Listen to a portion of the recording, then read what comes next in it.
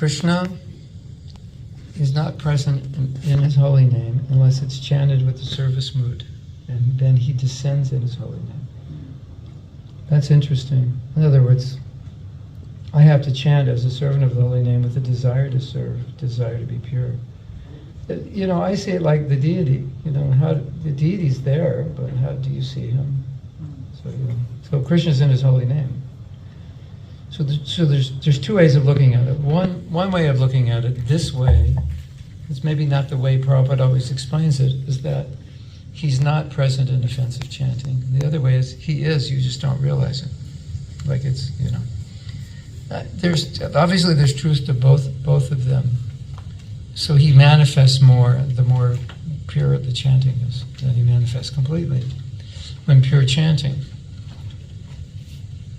So I found in teaching japa, of course, if you're teaching new people, you want to encourage them. But when you teach old-timers, it's like we need to, quote-unquote, get our act together.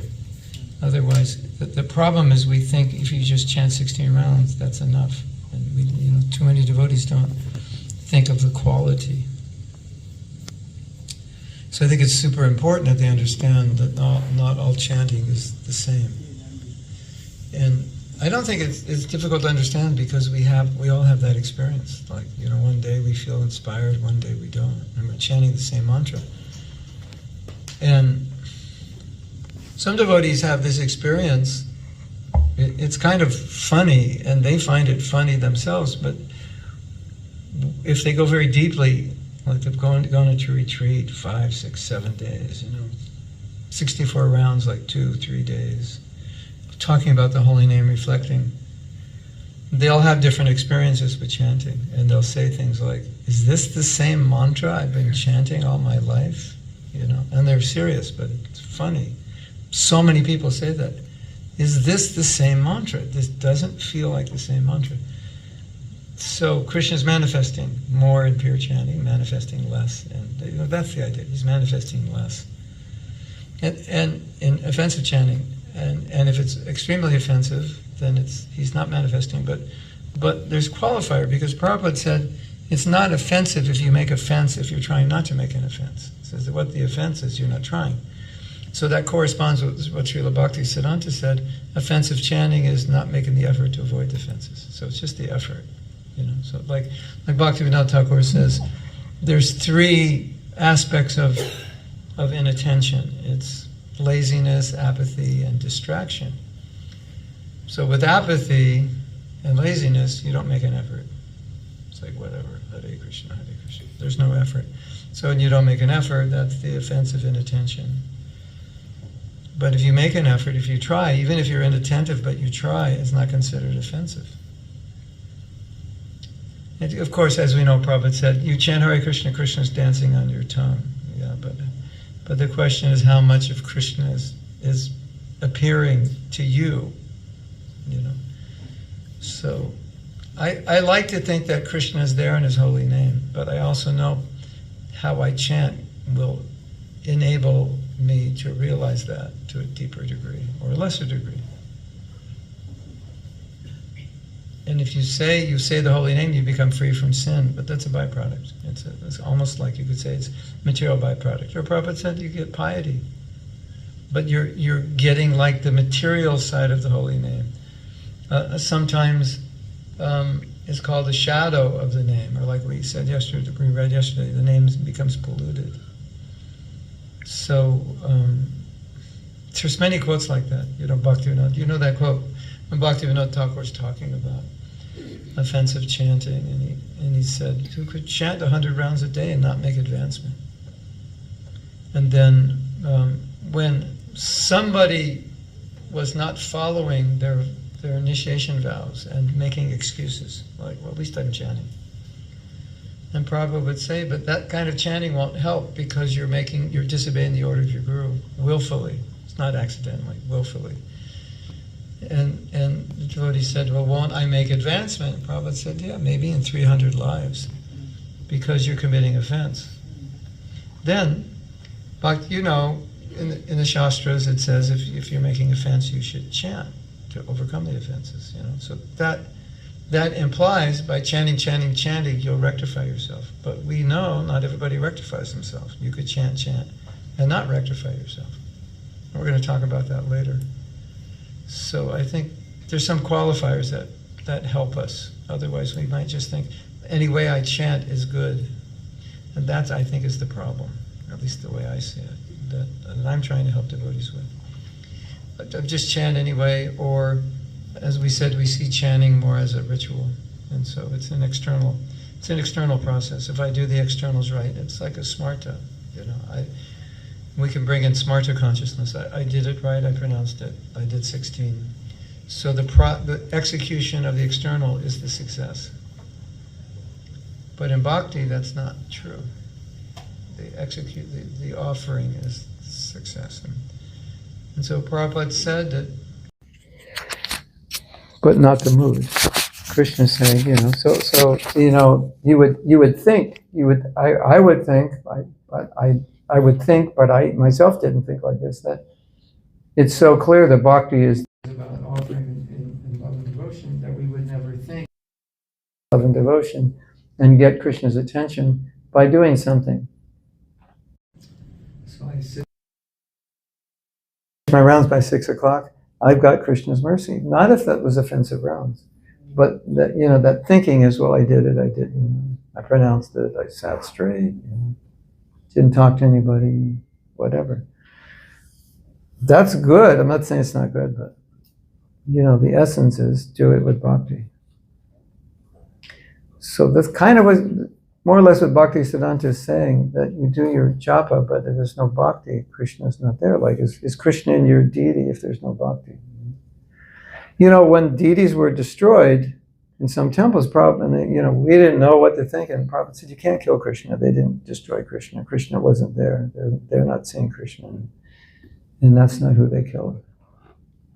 So I think for us, it's really important to see japa the way we would see any activity of bhakti, as a devotional service that should be offered with love and affection.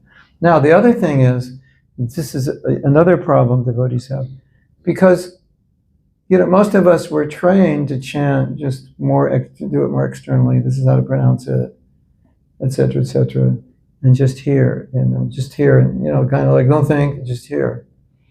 And then someone rascal like me comes along and says, well, it's more than just hearing. It's like you're offering something. So yes, you should hear, but you should also, as Prabhupada said, hear yourself chanting sincerely. You know that? Have you heard that before? So that's the hearing, but then that's the mood. What's the sincerity? It's like, Krishna, please help me become a pure devotee. That's the sincerity. So many, many devotees have a problem. They say, well, how do I hear and then put devotion into it? And I think it's like driving. It's like, when you're learning to drive, especially if you're learning to drive a stick shift, can you drive a stick shift and flick on the radio and put on the heat? And, you can't do all that and talk to the person. You got to focus on one thing. So when I tell devotees, like, do this feeling, like, how do I do feeling? I'm supposed to hear it. It's like you just added something. Like, I want you to drive, and I also want you to turn the heat on. How do you do that? And then after you learn how to drive, for you, it's just one thing. Driving, stick shift, brake, radio, heater, turn on the rearview mirror. You do that all, while you're having a conversation and eating a pakora. You can do it all. It's no problem. It's just, that's what driving is. It's one thing. So if I say, you should be hearing and feeling, praying, it's just one thing. But if we haven't done it, it's like we're learning to drive, and then we see it as three things. What about 16 rounds completed, extra rounds? Yeah. Mood changes. Sometimes I'm doing extra rounds, you're talking to me that, Krishna, how are you doing this here? The tables here. No, this is my extra rounds. So how do we distinguish? And also, that's for normal people, they say that's a standard. Senior devotee is doing that, I can also do that. Yeah. Okay. A message to all senior devotees and those soon to be seniors. You want to hear a joke from Yadunath? Yadunath was at the mantra retreat, and he's getting older and his hair is gray. So, he's a comedian. He said, my name's Yadanath, and I dyed my hair gray to get the RT, the ghee lamp first. So, if you stay around in this body long enough, your hair will either get gray or fall out or both.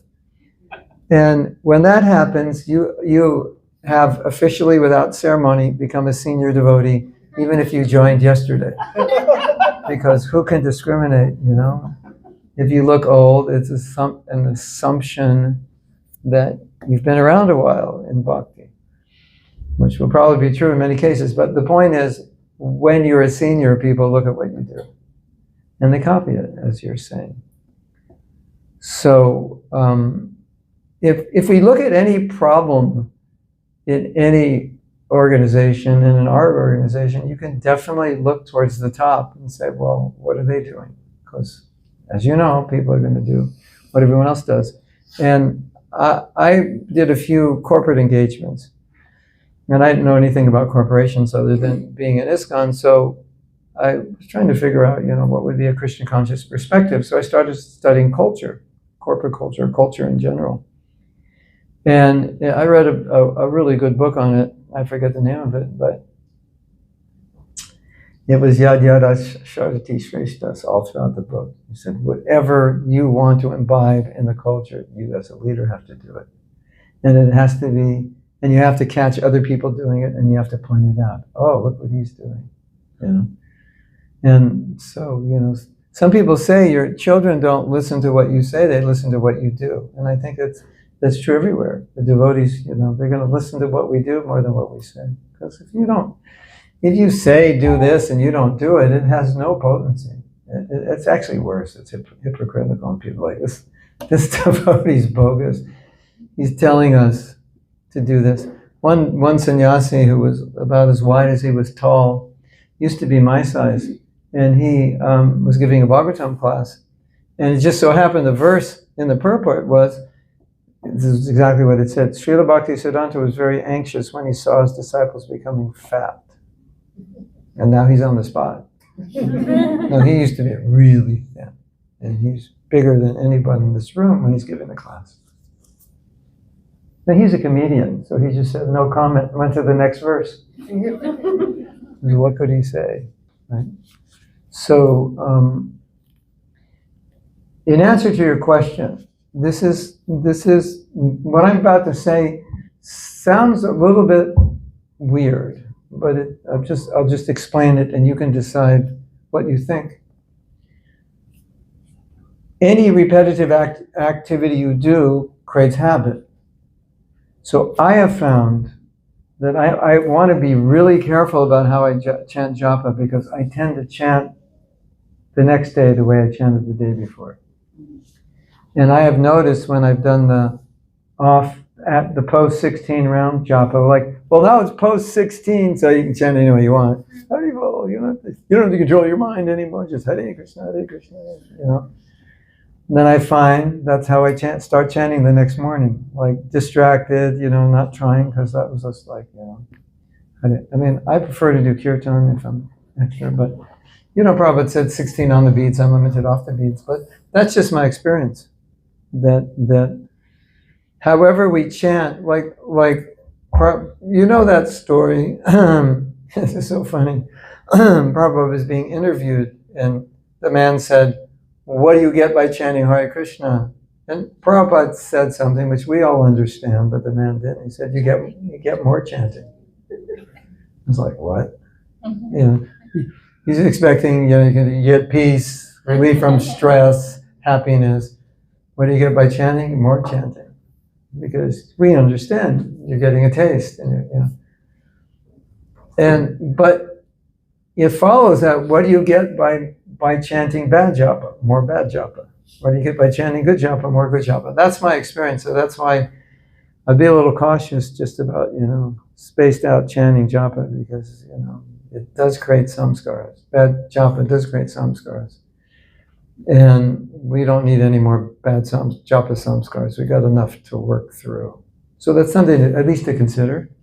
At least that's my experience. I can't, we can't give a Shastra Pramanam, but maybe we could. But you don't want to say, don't chant, don't chant, Prabhu, that's bad for you. And that's basically what I'm saying. So, But they say Kirtaniya Sadahari, right? yeah. So Kirtaniya Sadahari, so you're chanting all the time. Yeah, okay. So here we're going to talk about this. This is, we might as well go into what we're going to talk about. In the second verse begins with appreciation, but the appreciation turns into lamentation because it's like, I have something so valuable and I don't even take care of it, like that. So there's a lot of remorse. And in the verse, Mahaprabhu says, I don't have attachment, anuraga. I don't have attachment. And Prabhupada, ihajani namakari bahudani jasarva shakti tatarpita niyamita smaranena kala. Etadrishi tava kripa bhagavan namati. Durdayavam idisham ihajani nanaraga. I'm so durdayavam that the attachment for chanting hasn't risen. But Prabhupada, in the translation, says, but I commit offenses, and therefore I have no attraction. So it's like, Krishna, you've come in your holy name, like we discussed yesterday. Wow, I'm the most fortunate person, and I commit offenses. I'm like, yeah, whatever, Hare Krishna, Hare Krishna. So the second verse is lamentation. Now, what's significant about this? It's remorse. I'm Krishna, I'm really sorry, I feel really bad. So it's an awareness, this is what I'm doing. You're coming and giving, you're fully present with all your Shakti, and I can be present with you, but I commit offenses, which means I just don't really give my heart to it. So here's something significant in relation to what we're discussing. Have you ever thought about this statement, if you're committing offenses, the cure is just to keep chanting but what if I keep chanting with offenses, how would it cure it? Has any of you ever thought that? Like, let's say you're golfing. Well, the cure for your bad golf swing is to keep swinging. Isn't it the same Prabhupada also mentioned? If you fall down on the ground, you get hurt, you use the same. Oh, yeah. So, but go with my example. Yeah, I don't want to deny that example, but I want to nuance it, because I think it's important. When I was a little young kid, I played golf, which I grew to think was stupid after a while.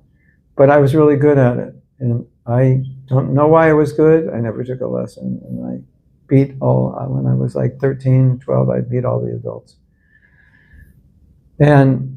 But that's a story for another episode in the life of Mahatma Das. But for now, when you take golf lessons, which I've never done, but I've seen people take lessons, and I can never understand, why do you need to take a lesson? Just like me, just pick up the club and hit the ball.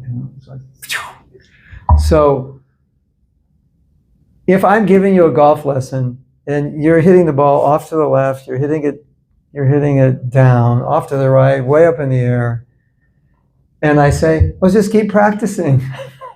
And you keep practicing, hitting the ball left, hitting the ball right. So it'd be like, I need another teacher, it's like, it's been 3 months and I haven't improved. No, someone could say, well, if you keep doing it, you'll figure it out and you'll improve. That could happen, right? So there's that connotation that maybe if I keep chanting, I'll get better.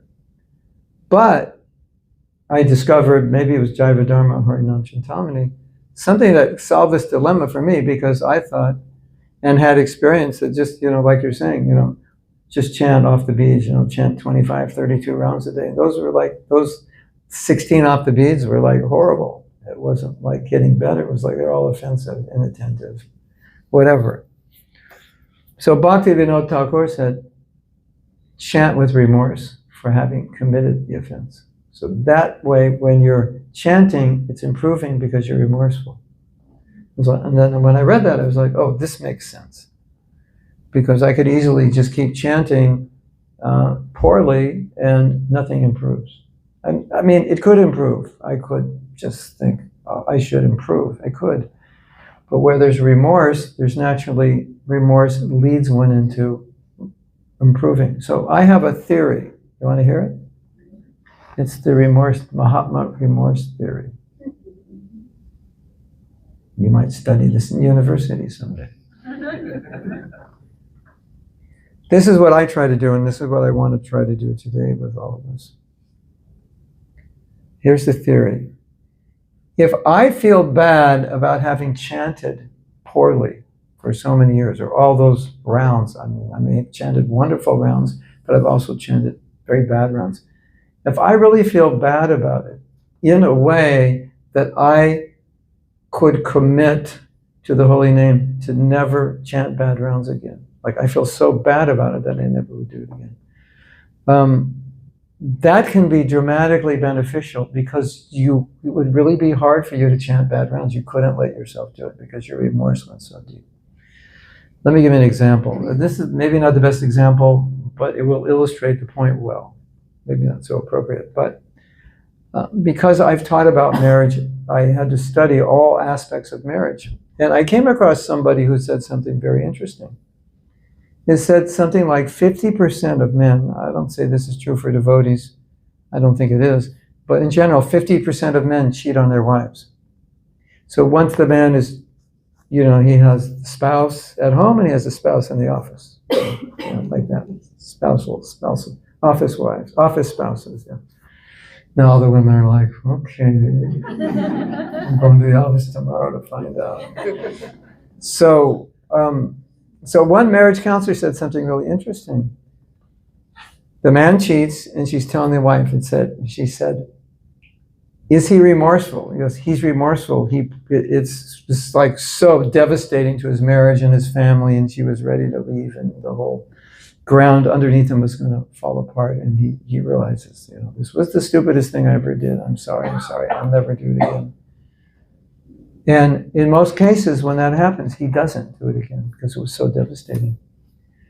So the marriage counselor said, if there's a 50% chance that a man will cheat on his wife, and you're convinced that he's remorseful and won't do it, any other man you marry, you got a 50% chance. If you leave this guy and get someone else, you have 50% chance with that guy. So you should stay with him.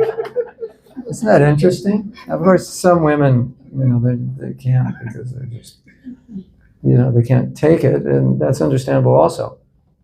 But the point is, it happens very, very often that when a man does that, he becomes so remorseful that he can't do it again. It's impossible. And I think if we can get to that point with Japa, where we develop this connection with Krishna through the holy name, that we just feel so bad that we have chanted in neglect, with inattention, and just with not putting any devotion into it, and we've been bored when we chanted, and all the things we said yesterday, Krishna, you're boring, when's this going to be over? And you think about all that, you think, that's horrible, isn't it? And if you can feel it deeply and just feel like, I never want to do that again.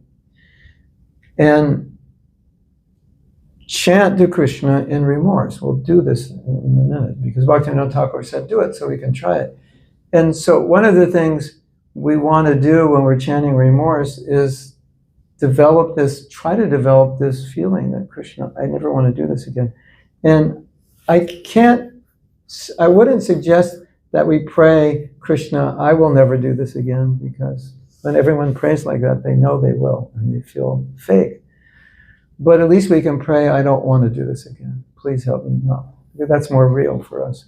And as a teacher of Japa, I have felt if I could get students to a point where I could get them to be completely uncomfortable with bad japa, to be completely aware of bad japa, and completely antagonistic to bad japa, programmed psychologically, physiologically, from head to toe, inside and out, that would be the best thing I could do.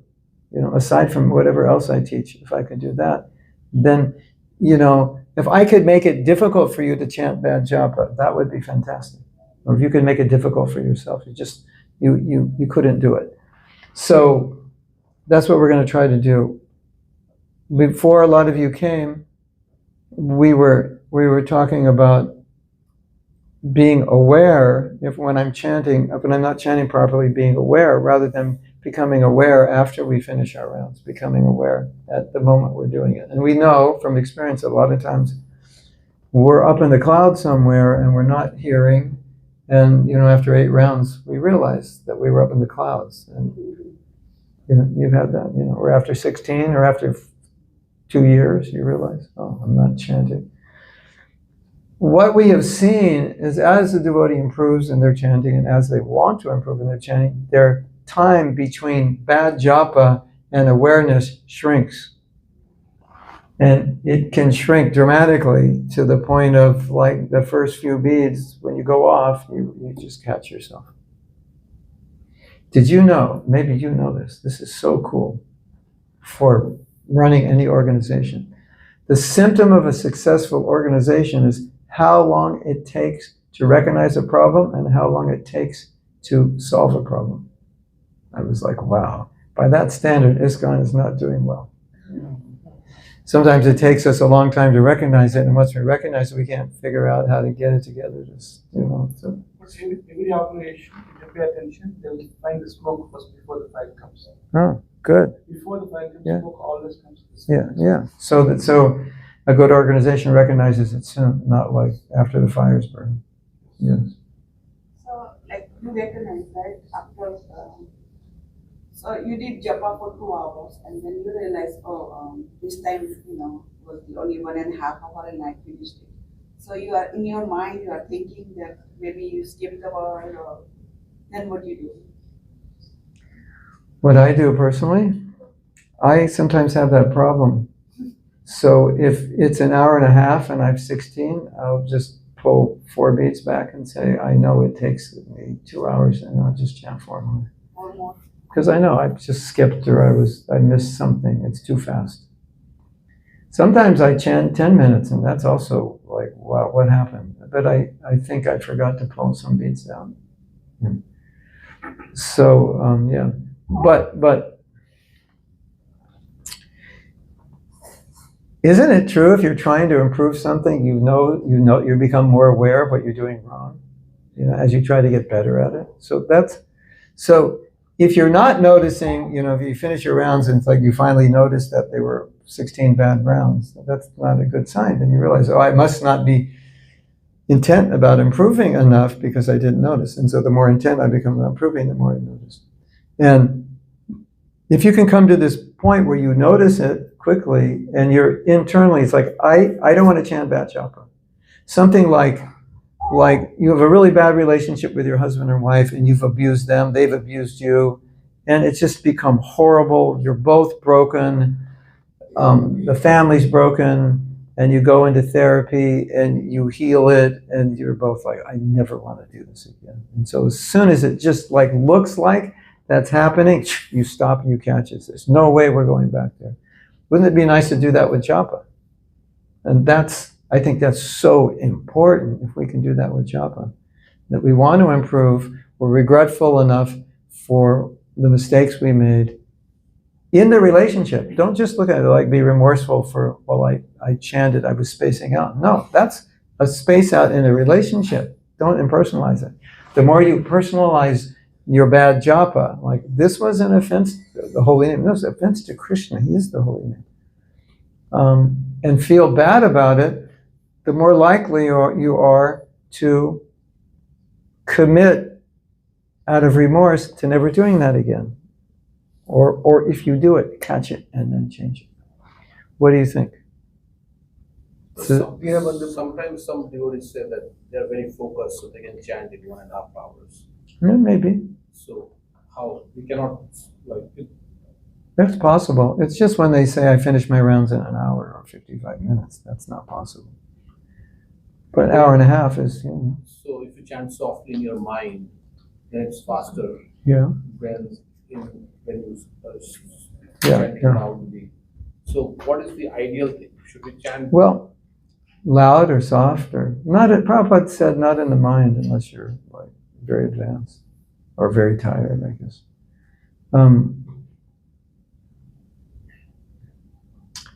Well, the Hare Krishna movement is a bit different from traditional Gaudiya Vaishnavism, because traditional Gaudiya Vaishnavas basically chant like this.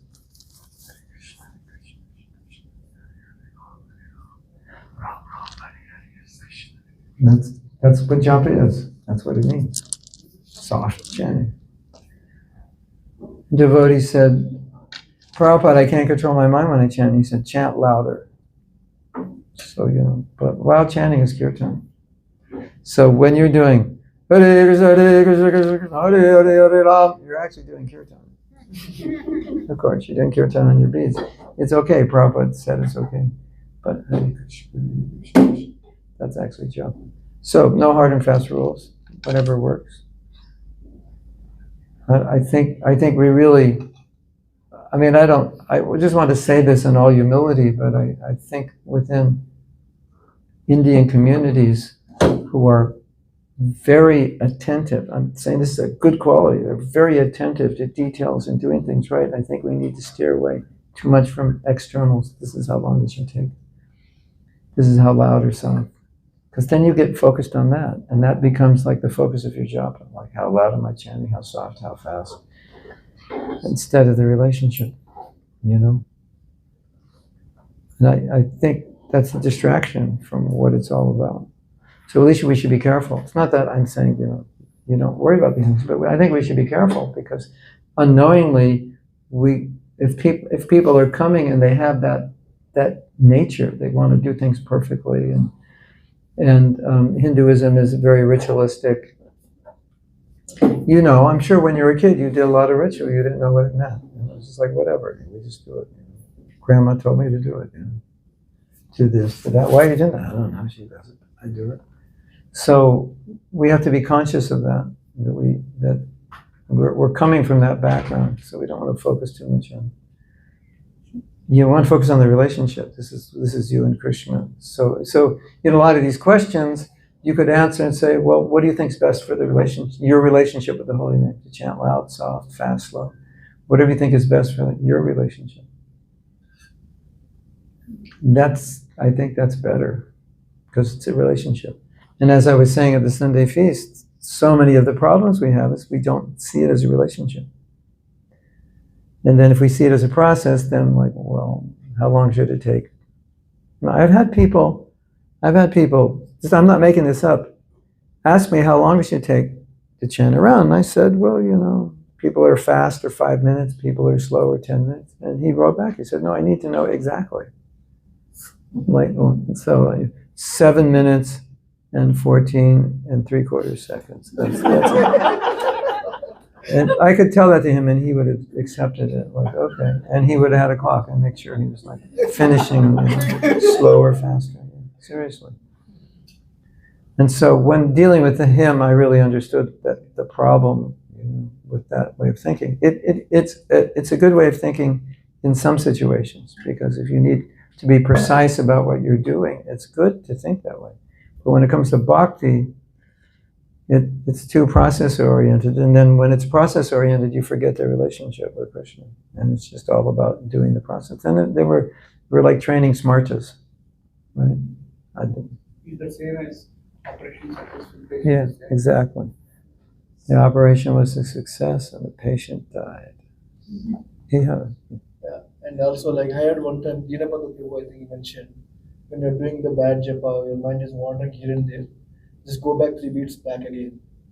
Oh yeah, Pull start the over. 3 Yeah, beats yeah, back yeah. again, so the mind will be something like you're giving punishment for the mind. So Yeah, that, yeah. it's Yeah, that's good. I like that. Yeah. I do that often. It's like it's part of remorse. You chant these horrible rounds. You go, I'm not going to pull my counter beads down on a round like that. That was totally bogus.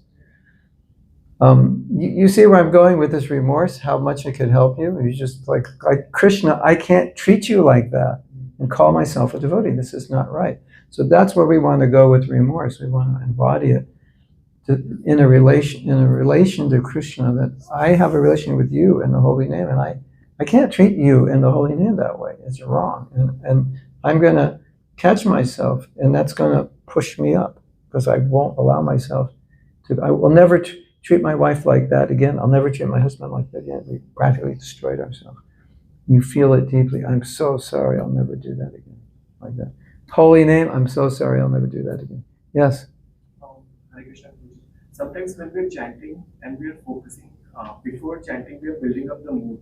Yes. Even while chanting, the rounds seem to be going superficially, but the thought or the emotions are rising in the heart. Is that in like not a great Chanting is going superficially, meaning? means you're not focused on the names that you're saying, Yeah. but you're focused on a I think aspect of Krishna, Yeah. which is attracting you. I think you can be focused on both because the name is the Krishna you're focusing on. So just play around with this idea. So many people ask this question. It's the driving the car question, basically. And I'm praying to Krishna, or I have a certain mood in chanting. But the true Krishna I'm praying to is the Krishna that's coming in the holy name. So I need to hear that name to be present to the Krishna that I'm calling out or I'm meditating on. So it's not like two separate things, but he's the one I'm praying to. So it's like you're praying to the deity's there. And so what if I close the curtain all of a sudden? So it doesn't work. I need the deity. So Krishna is the deity in the holy name that I'm praying to, that I'm meditating on. So think of it that way, and I think it'll make sense. You know, like I'm bringing Krishna here in the name. How do I bring him here? Well, I say the name, but I bring him here in my consciousness, in the presence of my consciousness by hearing. And that hearing then, it brings me into that present moment. Oh, Krishna, you're here. I can say hello to you now. I can talk to you, feel you. That's the Krishna I'm talking to, the one I'm bringing. Hare Krishna, Hare Krishna, Krishna. So that's part of it. And then, you know, offering your prayers to the holy name, through the holy name, that's the other part of the feeling and so. But they don't have to be separate. It, takes a little getting used to. And it should be natural.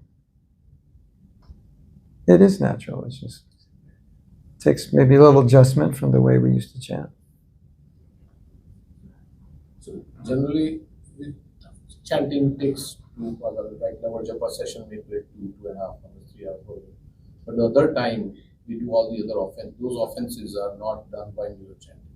Oh yeah, right. What about that? So basically, we have envy, so we may blaspheme the devotees or whatever. So, yeah.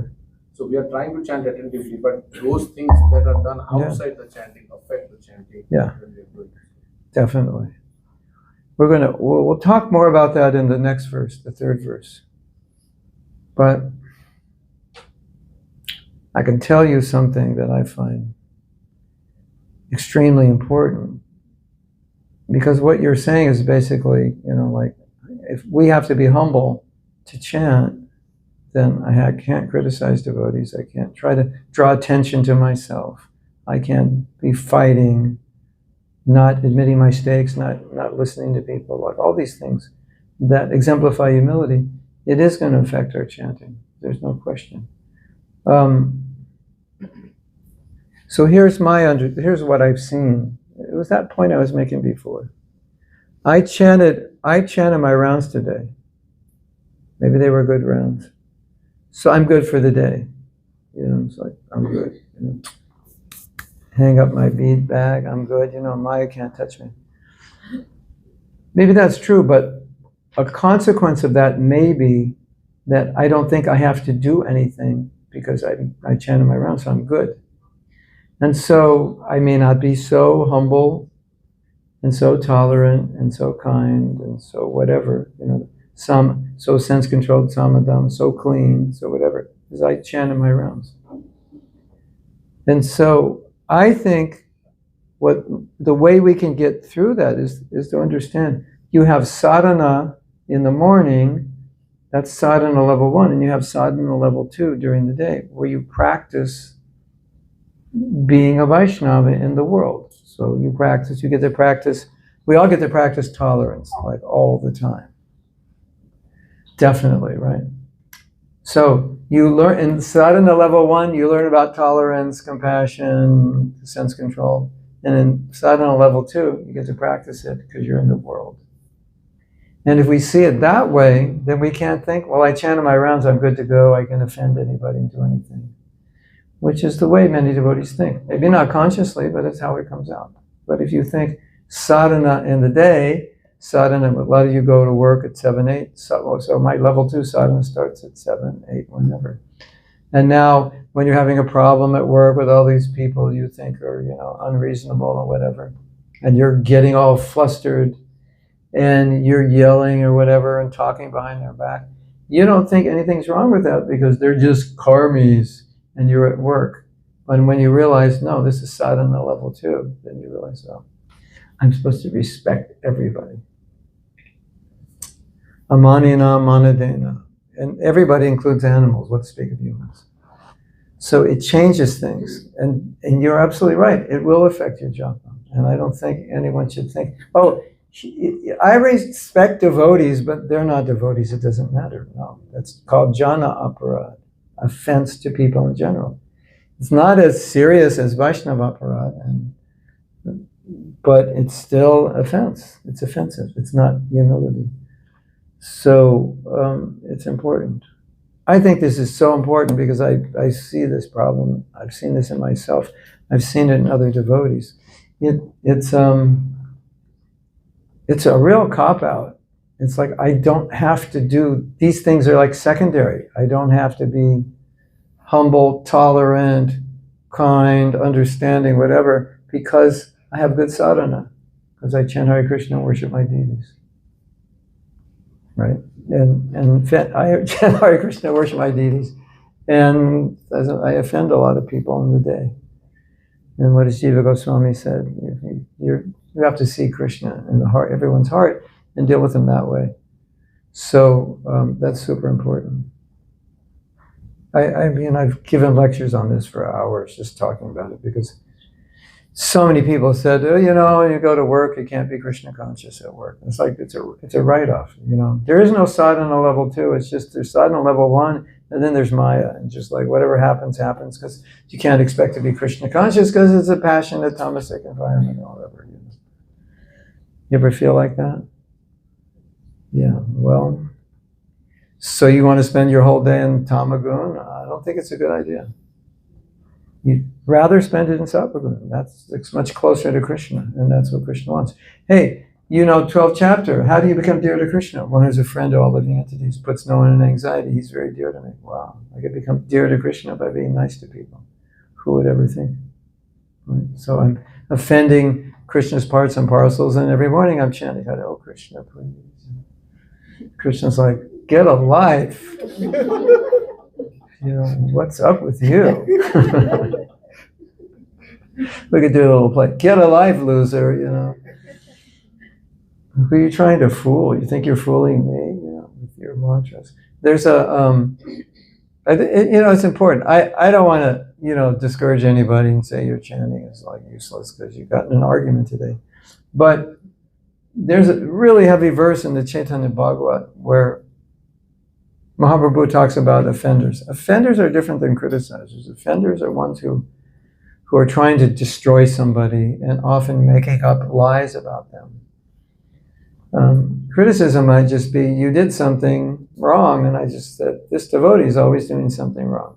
Because you're criticizing. Maybe I am, maybe I didn't have to say it, or maybe I did have to say it because we have to stop him. But it's different from blasphemy. So Mahaprabhu said something so heavy.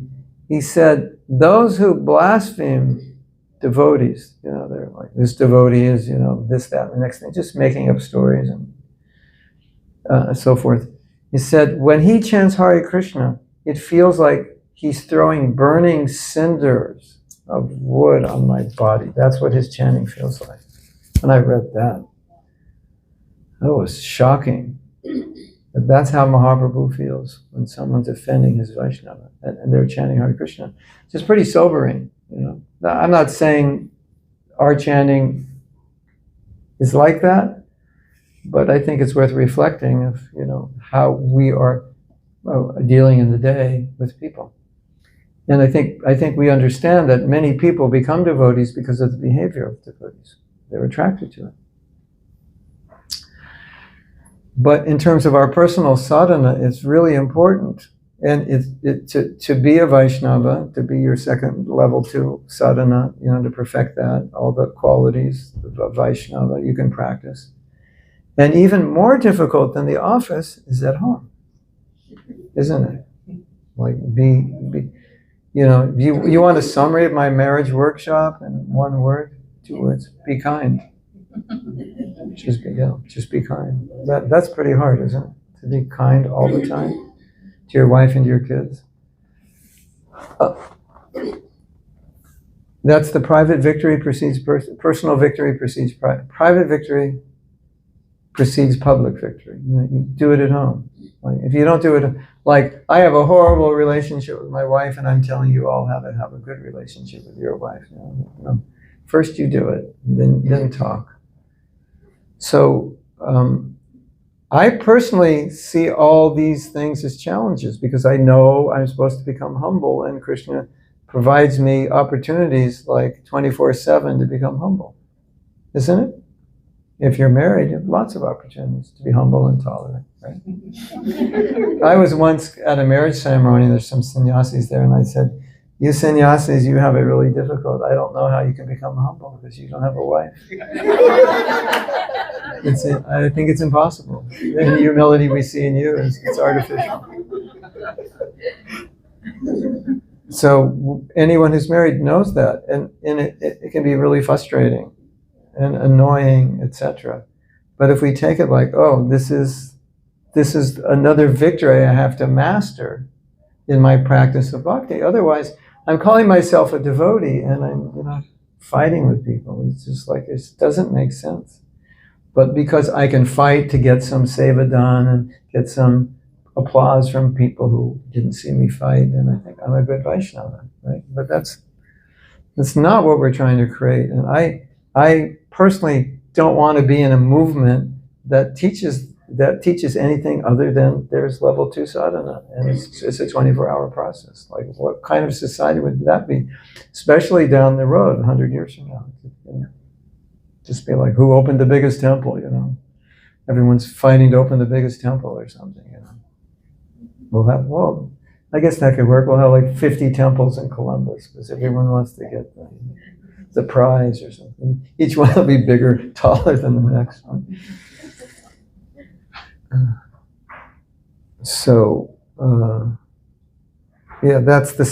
the third verse. And it's a very important point, how you're acting in the day is affecting your japa. And I think we've all had that experience. You ever had that experience? You're trying to chant good japa and you can't. It's like, it doesn't matter what you do. You go to the affirmations, you read something, you do a headstand, you jump in a cold shower, you take a walk, whatever you do, it just doesn't work. And you go back and think, what happened yesterday? And a lot of times you'll like, oh, I was really upset with this devotee. Yes? What if a devotee, a close friend, or just a congregation member comes to you and she shares about the bad things a person has done to that person or offends a devotee, and you have to listen?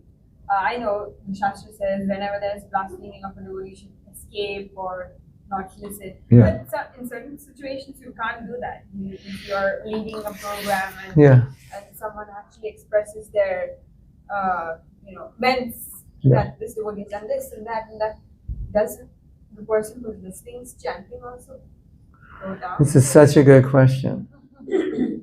As you probably notice, I don't answer questions in standard ways because I think the standard answers are too limited.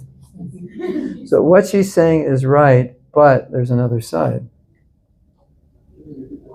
Question is, what if a devotee is venting to you about another devotee? Don't we get affected? Isn't that an offense to hear it? And the answer is yes, but the problem is we don't want to create an organization where we can't allow people to vent, So it's probably one of the areas we lack in general. We don't. Prabhu, don't do that, you're blaspheming, I can't hear it. If you say anything else, a pie in your face, or I'll throw you off the roof, or I'm leaving, So And that's all based on Shastra. And it's true because I don't want to hear blasphemy because it affects me. But sometimes the devotee needs somebody to listen because they're hurting, right? And if you understand they're hurting, and behind the blasphemy, so-called, or criticism, you hear them crying, and for affection or someone to listen to, then it's easier to listen. Then you can do it as a seva. And I don't think generally you don't get affected like that. If you know this person is they're very disturbed and they're out to get everybody, yeah, don't listen. But if you feel like this person needs somebody to listen, and you can listen to what's really behind all that criticism.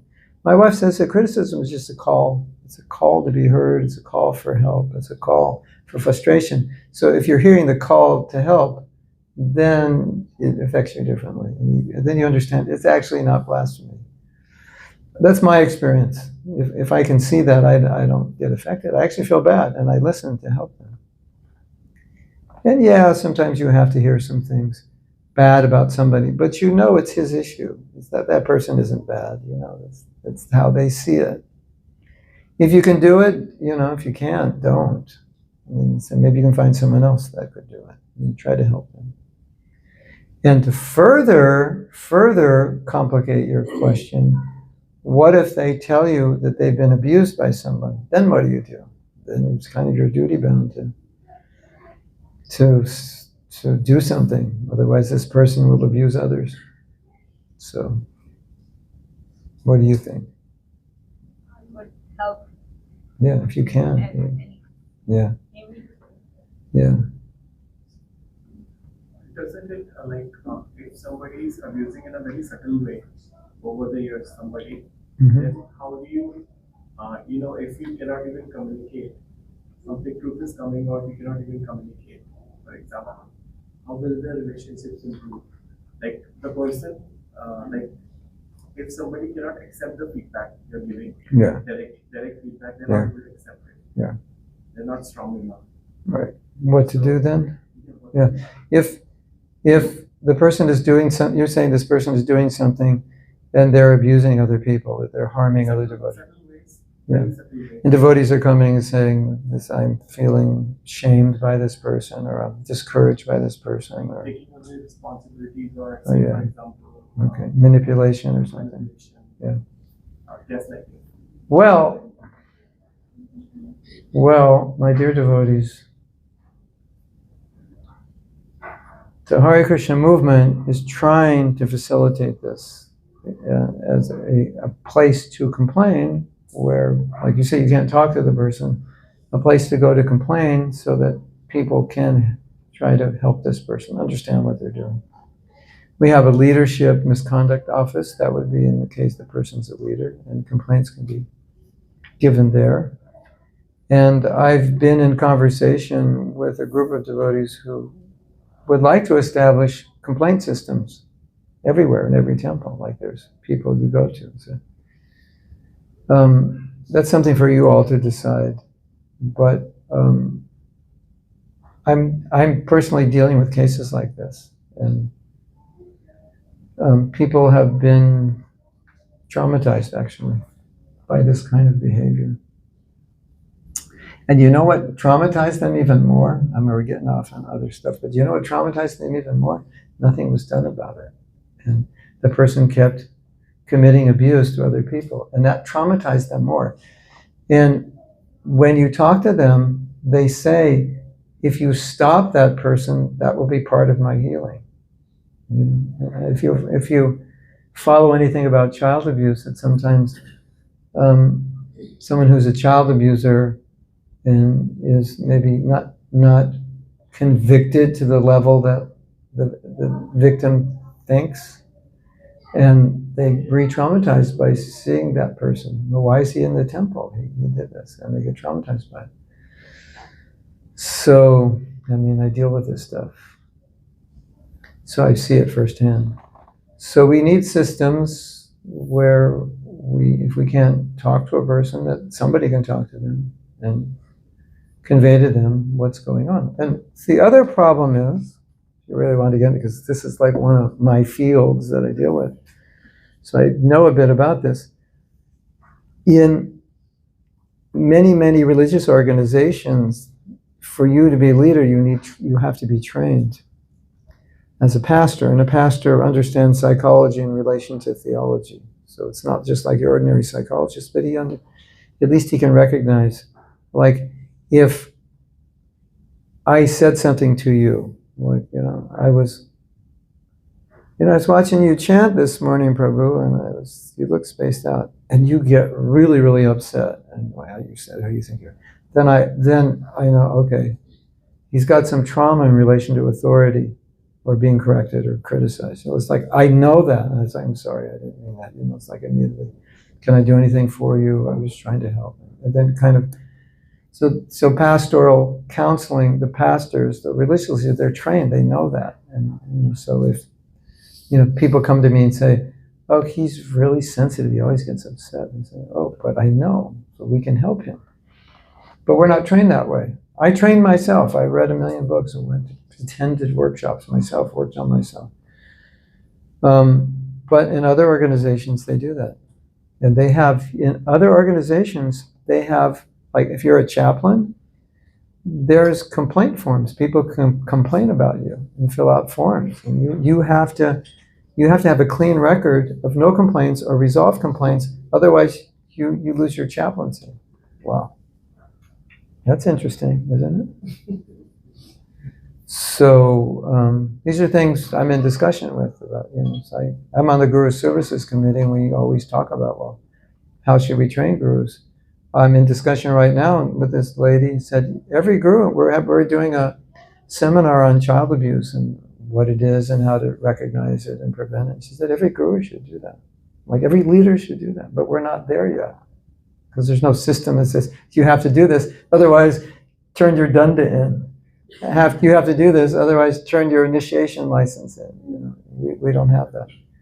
But of course you can do it locally, but there has to be some system for resolving complaints. You want me to take it one level further?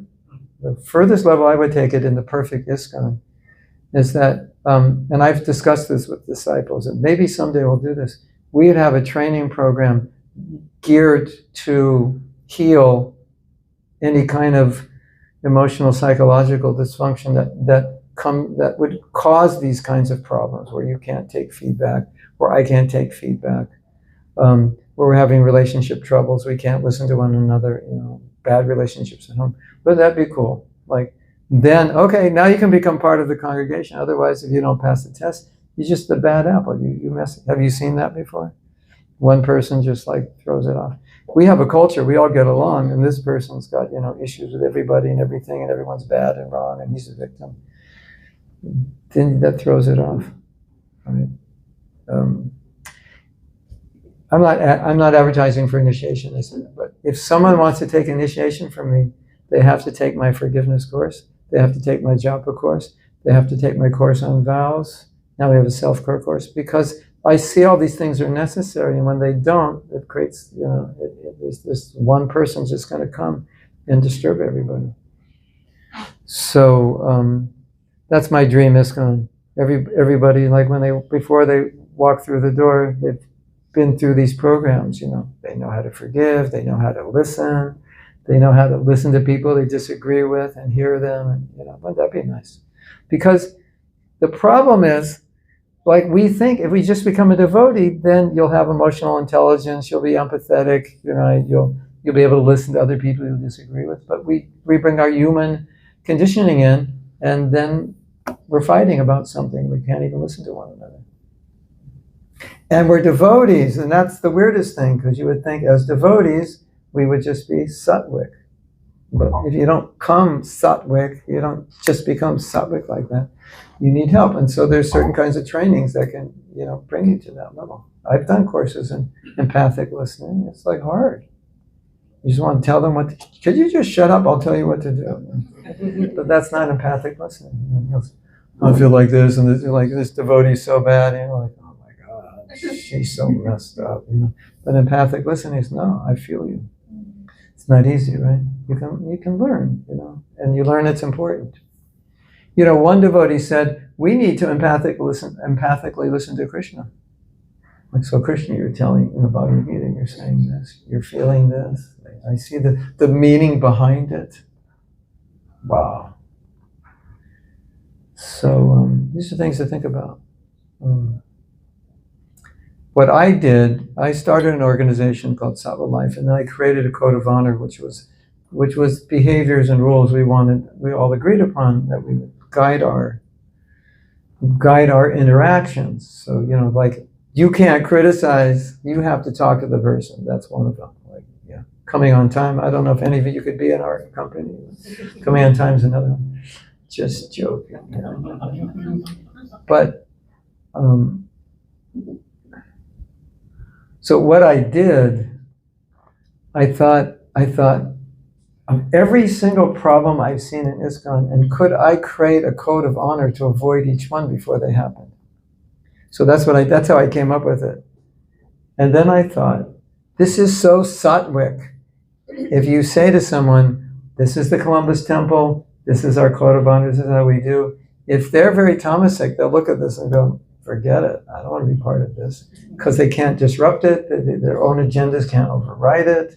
They can't do anything. They have to be sattvic. They have to, you have to be a servant. You have to be humble. Are you kidding me? That's not fun. I want to be the boss. I want upward mobility. I want to, 10 years, I got big plans here, I want to be the guru, I already got, these people I want to be disciples. I'm giving them my button, So. But it's kind of starting up 50 years now. 20, 30 years didn't happen. So what we learn in temple presence meeting is how we will address, as you rightly said, if I say it's a senior devotee, I cannot say anything. Yeah. And they find another avenue, otherwise they have to do the You have to go above the senior to, the problem is there should be a system, like it's just, this is just how it goes. And all the seniors know that system exists. So if you go to it, they're not going to get upset with you and say, why did you go? Why didn't you tell me? Said, because I tried and you didn't listen. Otherwise, I wouldn't have gone. And that system is there because you didn't listen. It's the same in corporate world, skip level. Corporate level where we work, that is there already. In all the boss Yeah. It should be there in the spiritual organization. Yeah, definitely. And some good advice I can give you is, don't wait for the organization to do anything. Just do it locally. And, become whatever you think needs to be done in ISKCON, do it here. And if it works, other people will say, can you show us what you're doing? Because we like your community. We like the vibe. We like what's going on. You don't seem to have the same problems that we have. What are you doing? I think that's the best thing. It's super inspiring if you have these goals.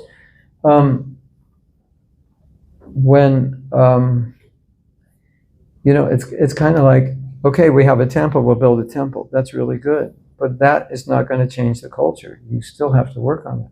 It could make the culture worse. It could create more competition, who knows? It did for Gaudiya Math, right? Fighting over rooms, right? So everywhere I've gone in the last 10 years, that they've asked me to help them manage, I just said, create a code of honor. Get together and say, what are your values? It's all sattvic stuff. But how do you want to do this? What are your values? That would be one value. If someone's in distress, listen. That could be a value. That's just, you can't tell them to shut up. It's part of your values that you listen. If you have a problem and you're a leader, the value is you have to listen to that person and consider what they're saying. All the way up to the guru. You could have it, It's like if you're a guru and you want to visit our temple and anyone has a problem with you, if you want to preach here, you have to listen. That's our culture. Why not? Yes. Thanks for all the insights. So the ISKCON ethics code of conduct. Yes. Talk about personal bias. So oftentimes that's one of the entry to create more problems, like disturbances. Yeah. Society and prejudice and. So what is the technique that we can adopt? Well, this is really interesting because in the course that I would envision, That would be one of the areas. And then understanding your own bias, understanding your own prejudice, understanding your own narratives, understanding the conditionings and that you grew up with, and your likes and dislikes may have nothing to do with reality, but everything to do with your conditioning. That's so important, because once you have that self-understanding, then when you don't like somebody, you can say, I know I don't like him because I just, I don't like Gujaratis, or I don't like South Indians, or whatever. My family hated them. Yes? I was in Calcutta once giving a class, and it dawned on me, we were talking about something like this. And I said, wait a minute, you must all have a really difficult time with prejudice. And they were like, hell yeah. Because we're all raised that we're better, right? We're smarter, we're whatever. You can thank your mother for that one, right? So if you recognize it, and then you say, I don't like this person. Oh, I know why. It has nothing to do with them. And it's nothing to do with their whole race. It was how I was pre-programmed. That's important. I mean, look at women's issues in our movement. Are they purely spiritual, or do they have cultural origins, conditioning origins, how we see, And it's obvious for you coming from India. You must see everything like, wow, this is America. This is how they see it. We don't see it that way. And now there's conflict between Indians and Americans. How you going to resolve that, right? Well, we just see it differently. That's fine. I understand why I see it. I mean, if I were born in India, I'd see it like you. If you were born in America, you'd see it like me. If we recognize that, then we can say, okay, well, what do we do about it now? How do we go forward? Then we would ideally we go forward and say, well, what is the best thing for the community? What's the best thing for us going forward? And we figure it out without attachment to our conditioned ideas that women are this or they're not that. The other thing is also, like in corporations, you're forced to act, right? I mean, if you show bias, then obviously you may not have a job, right? But whereas in devotional service, we don't act that way. Do you have training in your company? Like, what do they call that? That's what I was about to say. Recently, I was promoted. I was asked to attend 8 management courses. It's called Management Edge. In Mumbai, and then Hyderabad, India. So all of us.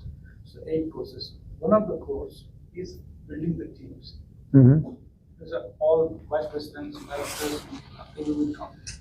Wealth of knowledge across the world. 30 people select that one of them. So the bottom line they were saying is leadership edge. Successful companies, what they do, or the teams, what they do. Bottom line. Never ever disagreement. Never ever have favoritisms. Treat everybody equal. No excuses. No excuses should not treat gender based or culture based. Right. These 3 principles I said. No exclusiveness. Should be inclusive. No favoritism. Treat everybody equal. When you do that, leaders makes leaders. Otherwise, manager talks about task. Be done, operation successful, patient dead. Task. There is no essence, but only talk about the things. So that is unsuccessful. So setting a team should be ready. Yeah.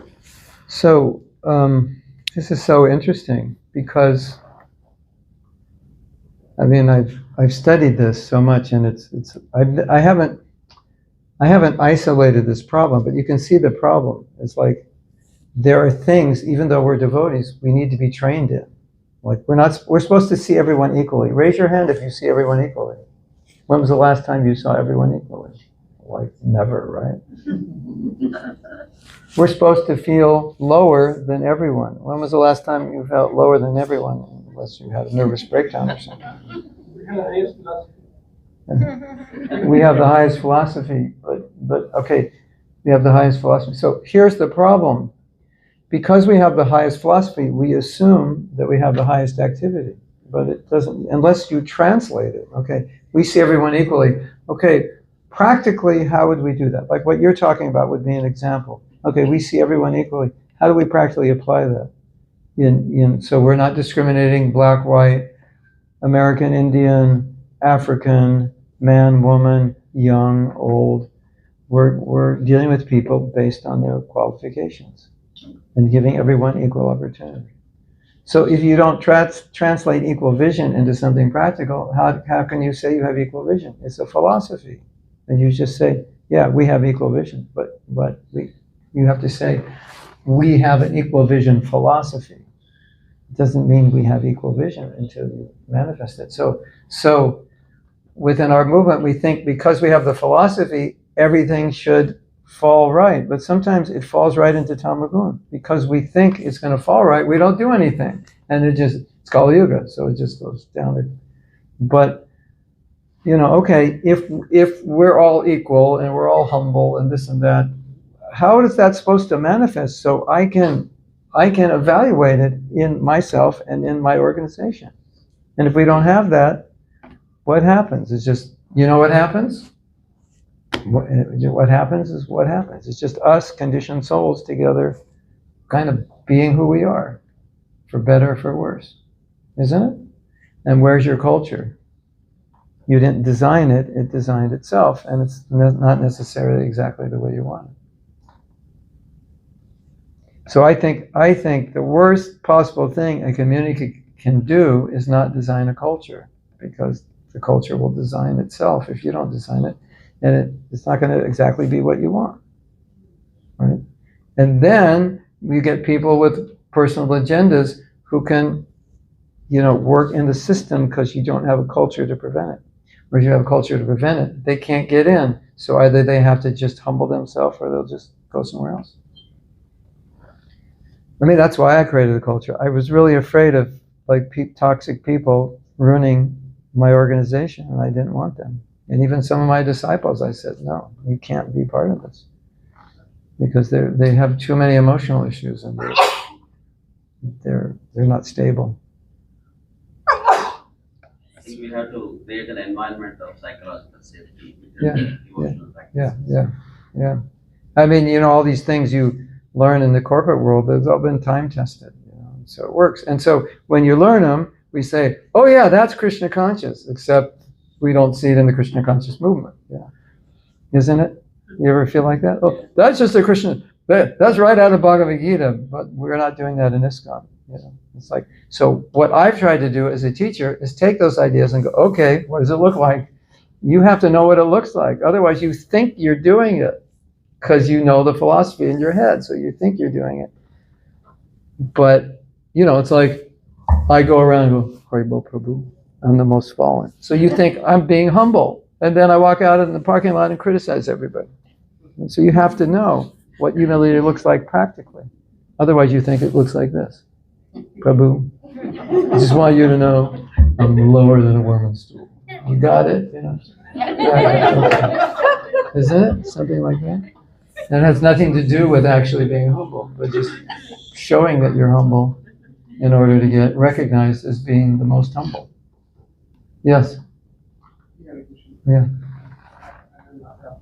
No, so my question is, bro, I'm trying to understand, I'm trying to connect the dots, from that question that was started about when somebody's telling you and how you, but I'm trying to connect all the discussions that we have with Japa. Yeah. It's totally disconnected. But, no, it's not totally disconnected. It started with Prema Sindhu saying, but your actions in the day can negatively impact your japa. And then we started looking at various actions, and then it got into a more of a managerial meeting. But it happens when I travel. People just want to ask me questions about it. And I only allow the deviation because I think it's really important. And it's one of the things that I love to talk about, and I do talk about, because I've just seen the dark side. And it happens in my own organization. I had people who became leaders. I didn't even appoint them. It's just that somebody has to do something, and a lot of times somebody just does something, and it's like everybody's like, okay, you're the leader because you're not working and you have time, and we're all busy. And division just created two sides. And a leader is someone who brings people together, not divides people. So I was like, oh, okay, it's my fault. Because I didn't train them properly. So I actually have a leadership training, which is just how to be in Sattva Guna. And I never trained them. And it's like, okay, So now anyone who's going to be a leader has to take my course. I can't just let them lead because I want them to know these are the metrics. This is what you have to do. And if you can't do this, don't be a leader. And it's just sattvic stuff, like, people, instead of, people are, people, bringing people together. Do your devotees like you? Are you a servant? You care about them? You know that book, Eaters, what is it? Leaders lead last. Leaders eat last. Yeah. Do you know, I'll tell you where that came from. It's in the military, it's in the Marines, that the generals would eat last because they were servants of there. But in Gaudiya, here's a story. This is so cool. Can I tell you a story? We'll chant one round. I got my eye on the clock because I want to do this chanting remorse, and we'll get your question. So here's a story you probably never heard of unless you heard it from me, because it's from the Gaudiya Math, and I spy on the Gaudiya Math, so I can bring you Gaudiya Math stories. Never heard in ISKCON. So there was one ISKCON devotee who left ISKCON, and he wanted to join the Gaudiya Math, and he came to Gaudiya Math and said, I want to take sannyas here. And they said, well, you can't just take sannyas just like that. He said, you have to serve here, do menial service. He says, okay, I'll do menial service. And yes, Gaudiya Math, you have sannyasis, 50, 70 years in sannyasis like that. So he puts on a gamsha and he thinks, they're serving up prasadam. He said, I'll do menial service. So he shows up and he says, I'm here to serve. And I said, who are you? He said, I'm like Krishna Das. And he says, you can't serve. He says, why not? He said, only the sannyasis serve. He said, why? He said, because prasadam is Radharani's mercy. And mercy is given by the seniors, not by the juniors. Whoa. So that's the Gaudiya Math version of the philosophy to support why leaders eat last. Isn't that nice? Nice mood. So, for example, if you like that mood, you say, that's beautiful, I like that. I think we should do that here. You can create within your code that the seniors serve prasadam. That's like no junior will serve. You won't let anybody say it's only seniors because why do you do that? Because Prabhu, we want to serve. No, we're giving you the mercy. You eat first. We are your servants. I think it's so good if the leaders are the biggest servants. They clean the bathrooms, they clean the pots, because that way, no one with the wrong motive will ever want to be a leader. So I'll become a leader. I got to clean the pots, wash the toilet. That's like the mood in Japa. Like the leaders are like in the yatras. The leaders are cooking and cutting the vegetables. When I saw that, I practically cried. And Gauranga was like cutting vegetables. And when I saw that, I was so happy. I said, this is how you create culture. And the leaders, otherwise the leaders are, get my shoes, polish my toenails, bring me this, bring me that. Bow down. Why didn't you bow down? What's wrong with you? Why didn't you bow down to me? Don't you know who I am? And you don't want to create that culture. It's not our philosophy. So how to take the philosophy and put it into the culture. If we don't do that, we just get our own conditioning comes out. And you get what you get. And all I can say to you is, good luck. It doesn't work that way. Yes? Do you also teach a culture course? I could. I can help create culture.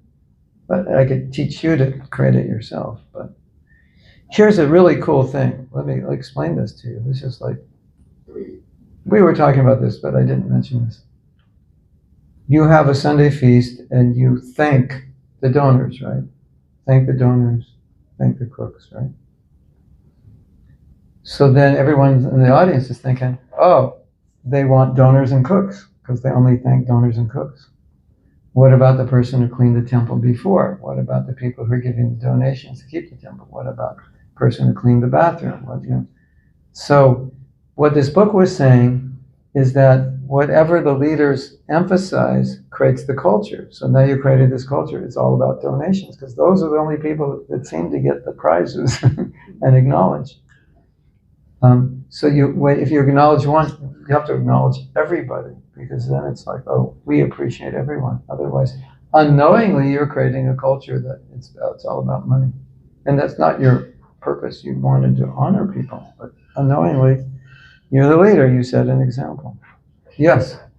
So in practical terms, all these concepts can be implemented in the realm of what we interpret from scripture and what we learn from the two-day modern and Yeah.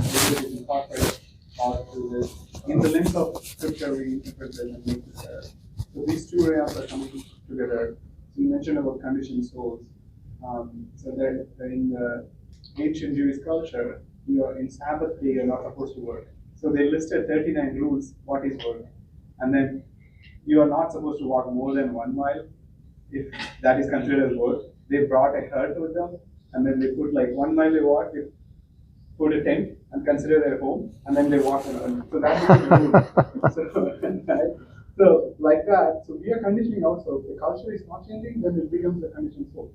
So these two, like this, if we teach more culture things, these two realms bring together in the lens of scripture. We interpret this. It's there, but not necessarily like all the answers. Like you said, all the answers cannot be interpreted without this. And OSU has a free course on implicit bias. Human Institute of That's nice. There's a lady who was famous teaching a course in prejudice to children. Yeah, you heard about that? Like she'd get in the class and say, all the people with brown eyes go in the back. All the ones with blue eyes come in. She said, do you know that people with blue eyes are smarter? And then all the people with blue eyes would make fun of the ones in the back. And she'd come the next day, they'd say, okay, all the people with the brown eyes come to the front, the blue eyes. I made a mistake. It's actually the brown eyes that are smarter. And then they would, and then she would tell them, neither of you are smarter. Look what you did. And she'd go on this whole thing about prejudice.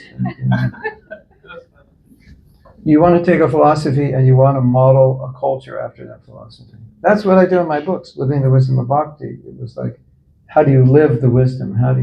So your culture should model your philosophy. And if the way you know if you're modeling your philosophy in the culture is somebody comes, you don't have to tell them anything, and they'll understand the whole philosophy just by being around, because they'll see how you're behaving. No, the reason Prabhupada last instruction, what is the final instruction? He said he didn't talk about chanting, hearing, preaching, all this. He said organization and intelligence. Yeah. So you have to put the barriers, put an environment in such a way that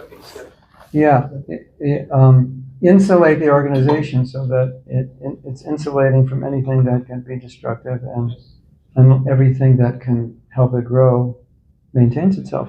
And then 20 years from now, 30 years from now, when the next people take over, they'll say, thank you for creating this culture, because it'll still be there. Here's the cool thing in this book on culture I read. This guy said they created culture in some company, and they went back there 10 years later, and it was exactly the same, because they established the culture. It was exactly, the principles were maintained. I thought, that's so beautiful. You imagine, having this very sattvic culture, and every temple you go to, it's the same. That would be beautiful. Yes? There's actually an organization called Nonviolent Communication. Yes. Organization, and you're probably familiar with it. Yes. And they have a branch here in Columbus. Huh. Interesting. I used to go with my husband. We used to do a group session just in somebody's house, and we would take different issues that we would have, and we would pair up with a partner, and we would try to discuss it in a nonviolent, using the techniques of nonviolent communication. And it was a process, and we did this for about a year. It was very helpful. Yeah, Bear Krishna Maharaj teaches it. Did you know that? No. He wrote a book based on it, and he had a nonviolent facilitator come and teach it in their temple. A lot of devotees have done it. It's an empathic listening process, and if you do things like this, you realize that chanting Hare Krishna, it helps you be open to sattvic things like this. It makes it easier. Like in my forgiveness course, it's very easy to teach forgiveness to devotees, because they're very, obviously we know we should be forgiving, and we're very sattvic. it's more difficult to teach non-devotees. They don't always have a reason to forgive. So, but sometimes you just need those things.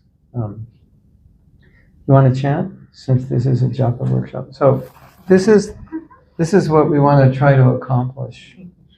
We kind of accomplished 2 verses. We went ahead to the 3rd verse. Now we're going back to the 2nd. But I think it was an important discussion and food for thought. So when we're chanting, we're going to follow Bhaktivinoda Thakur's advice, and he said you should chant in remorse for having chanted bad rounds. So it's kind of like, here's my big chance to like repent for all the bad japa I've ever done. And as I said, the goal is to do it in a way that maybe we can embody deeply within our own psyche and consciousness a strong resistance, internal resistance to chanting bad rings. And a resistance that's such that when we're not chanting well, we just stop and go, alarms, I'm not chanting well, this is not japa, this is offensive to Krishna. It's not just bad japa, it's offensive to Krishna. So let's try to do that, feel the mood, feel all the bad rounds we chanted, feel how it's harmful for the relationship. Krishna, how could I do that to you? I never want to do it again. Please help me, please forgive me, like that. Hare Krishna. And if you want to cry, cry, because we're going to cry anyway. Cry for Krishna.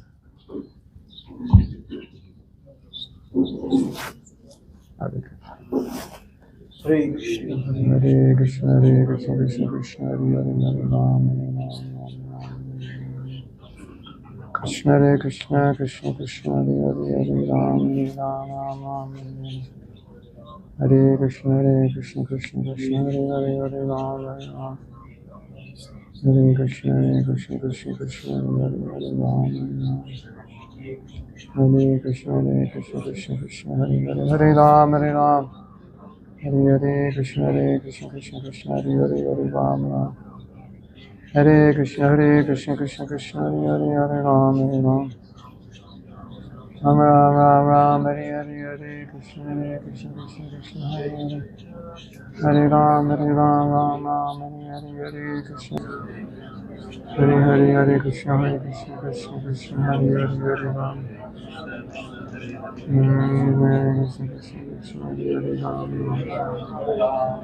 Hare Krishna, Krishna Krishna, Hare Ram. Hare Krishna, Krishna Krishna, Hare Ram. Hare Krishna, Krishna Krishna, Hare Ram. Hare Krishna, Krishna Krishna, Hare Ram. Hare Krishna,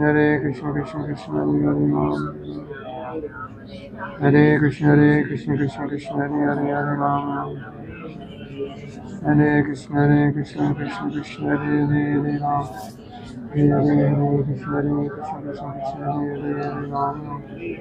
Hare Krishna, Krishna, Hare Ram, Hare Ram, Hare Ram,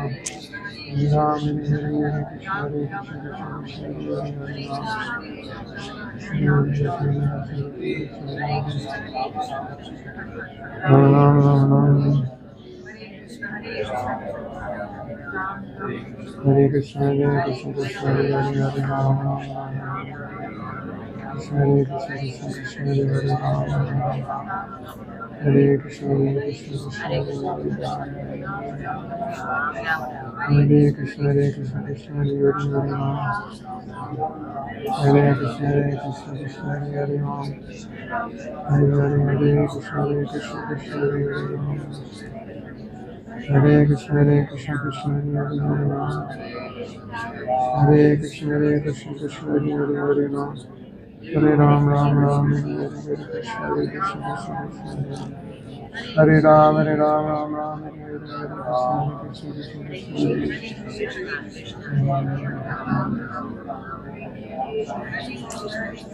Hare Krishna, Hare Krishna.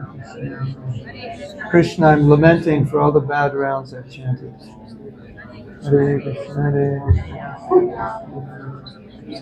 Hare Ram.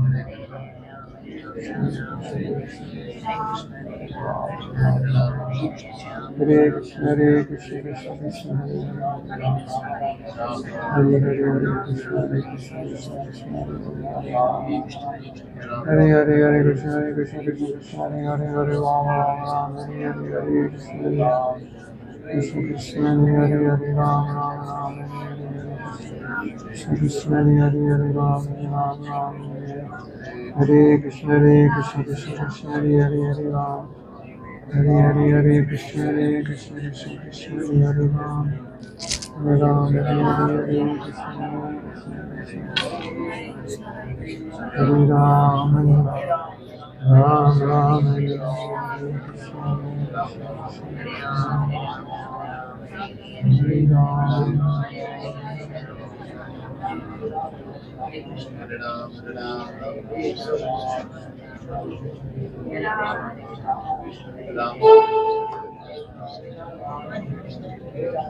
I think we should end with kirtan. What do you think? Yes, done. Because we didn't start with kirtan.